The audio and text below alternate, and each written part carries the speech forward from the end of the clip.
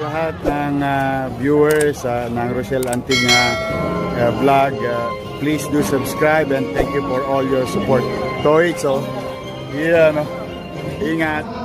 Kayo po mga minamahal namin mga lolo at lola, nanay at tatay, ikinararangal ko na po ipakilala sa inyo ang galing sa hirap, subalit nagsumikap, ang magbabalik ng ningning at gloria ng lungsod ng Maynila, ang Batang Maynila, ang nag-iisang Yorme Isko Moreno Dumagoso.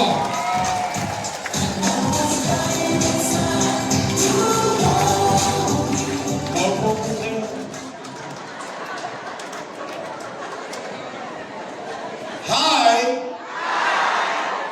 Hello! Diyan sa Cotley, naririnig mo kami. Ayan, hi! Takot maraming salamat sa inyong lahat. Gising pa ba kayo? Talaga? Okay na, tumatog na kayo? Taas ang kamay, taas ang kamay. Inat-inat! Magandang hapon sa inyong lahat. Good afternoon at maraming salamat. Maraming salamat at tinugon ninyo ang aming panyaya. Bagamat may ilang chairman, mukhang inaawat kayong wag pumunta dito. Kaya maraming salamat sa pagtugon ninyo sa aming panyaya. Kaya mga lulot-lola ko naman, aming tatay ko, pumanatag naman kayo. Hindi namin kayo pauwi ng konsumido.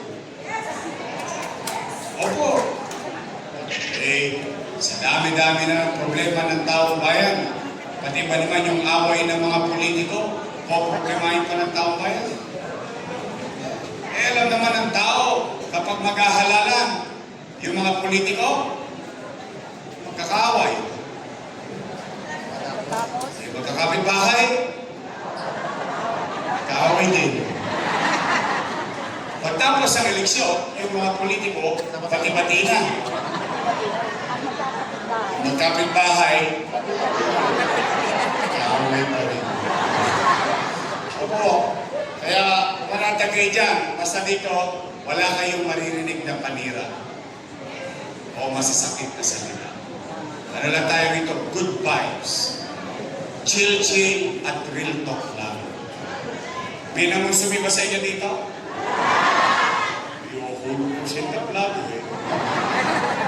kasi mabigat po ang tagubilin ko sa Yorme's Choice. Ano sabi ko sa kanila? Uy, umayos kayo. Yung utaw, binigyan na kayo ng oras. Binigyan na kayo ng panahon. Huwag nyo nang sayangin. Kung kayo tatakbo, sabihin nyo na lang kung ano ang gagawin nyo. Kung kayo naman ay re-electionista, sabihin nyo na lang ano ang ginawa nyo sa loob ng 3 taon. At pagdating ng araw ng paghuhukom, sa Mayo, hayaan natin ng taong bayan ang magdesisyon. Tama po ba? Kamusta po kayo? Hindi salamat sa Diyos. Opo, alam niyo kung minsan ang buhay ikinikipit balikat lang natin. Pero bagay na dapat natin ipagpasalamat sa Diyos. Bakit? Ilang taon pa lang ang nakakalipas. Lahat tayo, kasama kami. Takot na takot tayo, baka tayo magutom o baka tayo mamatay sa infeksyon ng COVID-19. Dala ng pandemya. Kaya salamat sa Diyos. Kahit ano pa man ang nangyari sa nakaraan at anuman ang pagsubok na kinakaharap natin sa kasalukuyan, salamat sa Diyos, ito tayong lahat, sama-sama tayo, buhay tayong lahat. Dahil habang buhay may naman. Nay, ano lang tayo ganito ko lang tayo. Steady lang kayo niya sa Bentley. Matanong ko lang po kayo. Bakit ba kayo naghahanap ng ibang mayor kung meron namang mayor na nakaupo. Meron na kasi ako.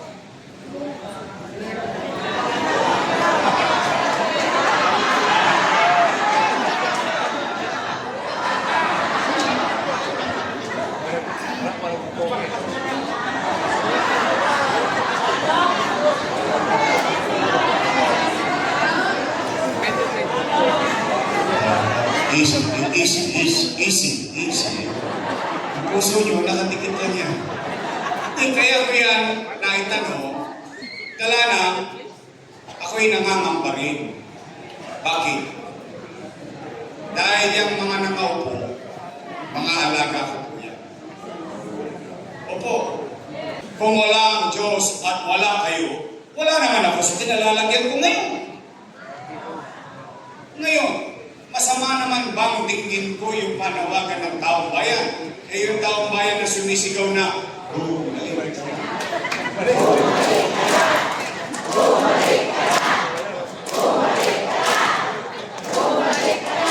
taong bayan na sumisigaw na bumalik ka na, ako sinigawan, wala na babalik! Napanood mo? Oo, napanood ko din eh.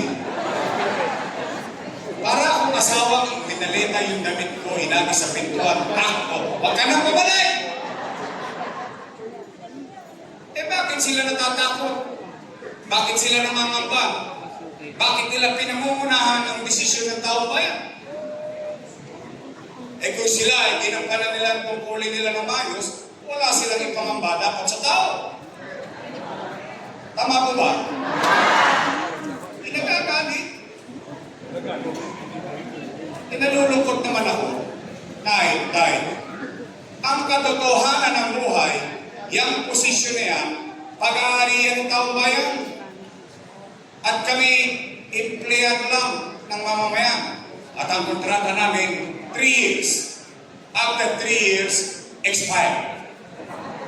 Tapos babalik ka ulit sa taong bayan. Magre-report ka sa taong bayan. At pag nagustuhan ng taong bayan ng trabaho, i-renew ka for another 3 years. Tama mali? At ang katotohanan din kapag ikay naging mabuti ng tungkulin mo sa taong bayan, ipopromote ka pa sa mataas na posisyon ng taong bayan. Natingnan po ninyo, katulad ng akin. Ako'y nagsimula 23 anyos.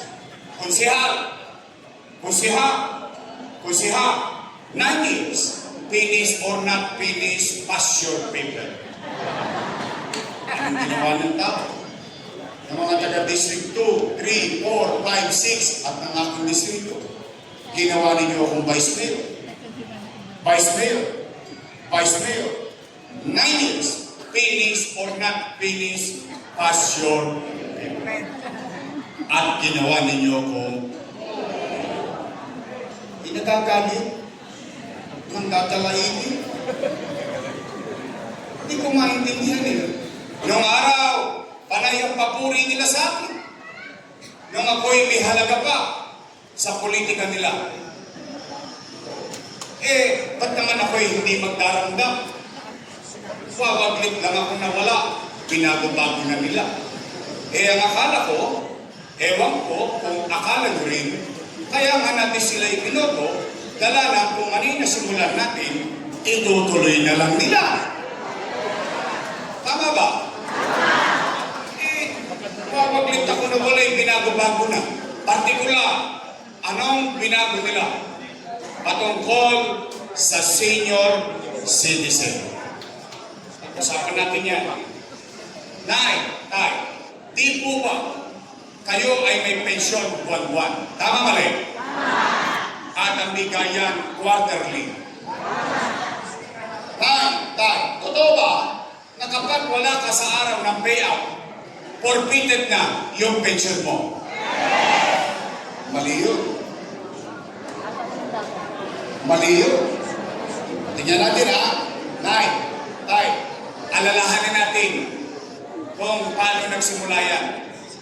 Wala pa naman kayo Alzheimer's, no? Wala pa naman. Kasi yung iba sa inyo dito, inabot pa si Mayor Lacson.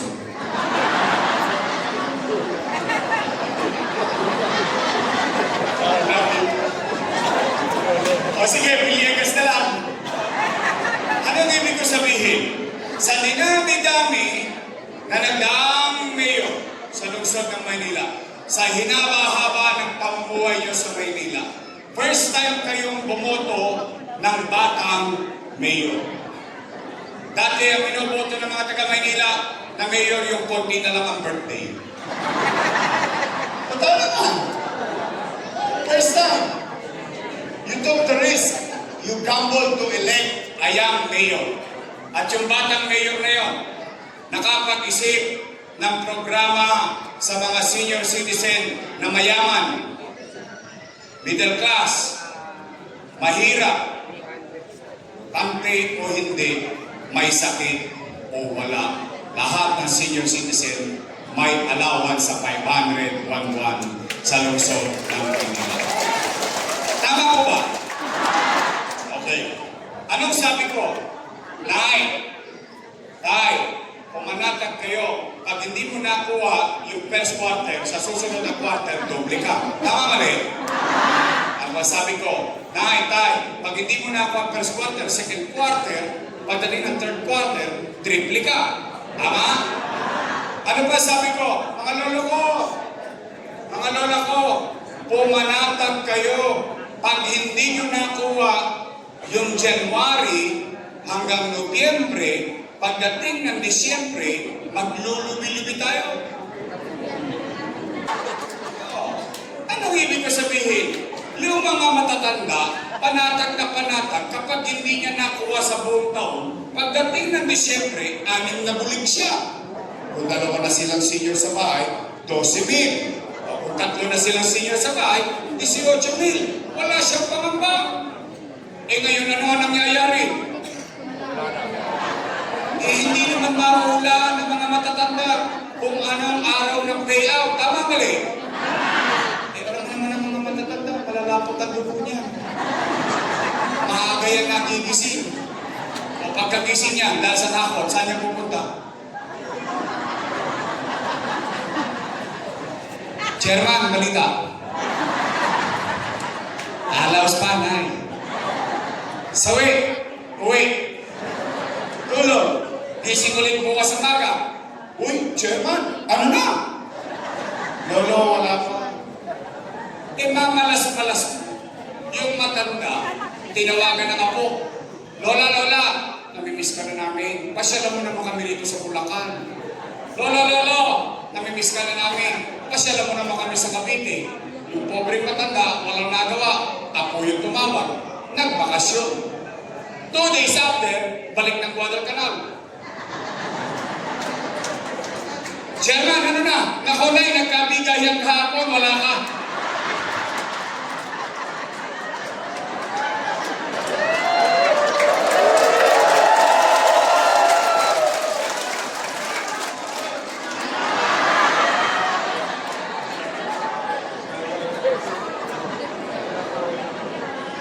Alam niyo kung anong masakit dito?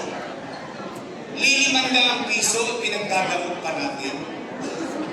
Sa totoo lang ha, hindi ko minamalit yung 500 piso. Pero realistic ako. Subukan niyo magka-500. Simula rin sa market, umuwi kayo sa Santa Mesa, hindi na-aabot yung 500 niyo. But it's not about the money. It is not how much it is. It is the program. In fact, yung iba sa inyo, may 500 naman dito eh. Sa totoo lang, real talk lang.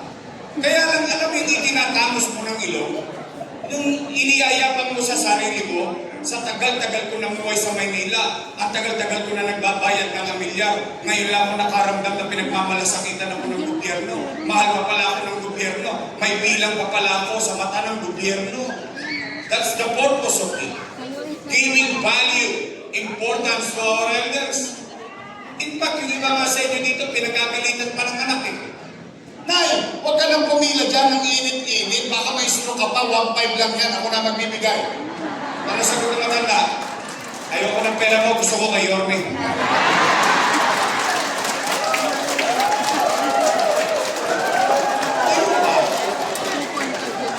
500, kakakarampot. Kaya lang, hindi ko maintindihan bakit kailangan baguhin pa. Bakit kailangan pahirapan pa? Unay, tay, totoo ba yung sinasabi nila, wala na raw din daw yung gatas na insure? Wala na? Totoo bang pinalitan ng stick ko? Kailangan ang tanungin ko, pare-pareho ang sagot eh. Talagang galit sa inyo. Pinainan mo kayo ng gatas para lumakas kayo, binigay sa inyo diabetes. Tay, totoo ba? Wala na rin yung brown rice at black rice. Alam niyo ba istorya ng black rice? Napagalitan ako ng matanda dyan. Nasabi sa akin, ikaw hindi mo na kami mahal. Bakit po na? Yung binigay mo sa amin bigas, pulik pa. May tingnan, makunat pa, ang hirap pang lutuin. Siyempre, kailangan mo rin paliwanag. Yan po pinakamasustansyang bigas at pinakamahal na bigas sa buong mundo. Tay, totoo ba? Yung cake, naging cupcake. Promise? Totoo talaga?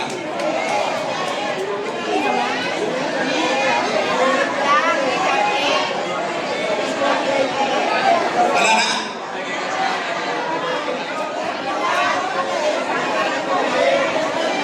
Sino hindi nakatanggap na karaang taon? Ngayong taon?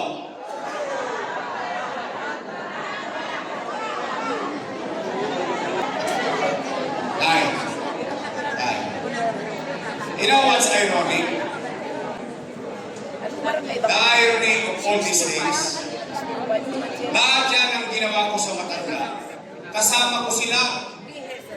Anong punto ko? Alam nila ang dahilan kung bakit yan ginagawa ko sa mga matatanda sa Maynila. So they should know. Why? They're part of it. I have to give credit to them. Hindi ko naman magagawa yun nung ako lang mag-isa.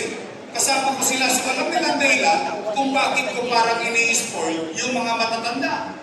Alam niyo ba kung bakit ko kayo ini-spoil? Alam niyo ba kung bakit? Kasi 14 na lang birthday.